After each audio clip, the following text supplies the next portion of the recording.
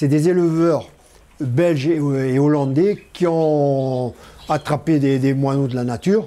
Et à force de raccoupler ensemble par la consanguinité, ils ont perdu une partie de leur patrimoine génétique. Et c'est comme ça que les nouvelles couleurs sont arrivées. Alors, ce qui est reconnu là-dedans, c'est l'agate, le brun, l'isabelle, le faéo, le satiné et l'ivoire. Et ici, vous avez trois catégories. Vous avez des faéos, des agates et des isabelles.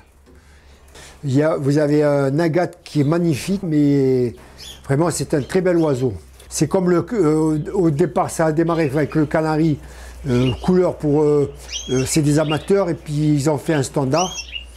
Et automatiquement, il y a eu des expos et tout ce qui s'ensuit.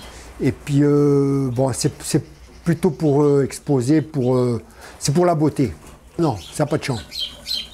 Voilà, on les entend très bien. À part, ils ont le même cri que ceux qui sont à l'extérieur. Ils frayent pareil. Mais autrement, ils ne chanteront pas. Ils n'ont jamais chanté, ils ne chanteront pas.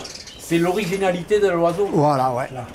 C'est-à-dire, on a un moineau qui n'est pas comme les autres. Voilà, c'est pas pareil.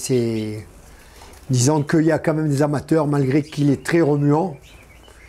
Et autrement, il s'élève très bien en captivité, dans des volières assez grandes. Et par contre, si on veut les réussir, les 5 premiers jours, il leur faut de la nourriture vivante. Sans nourriture vivante, c'est impossible, on ne peut pas en avoir. Ça vit combien un oiseau comme ça? Et il faut compter une quinzaine d'années. Ils vivent bien moins, c'est-à-dire à l'extérieur, ils arrivent à vivre 8-10 ans, mais par contre en captivité au moins 15 ans.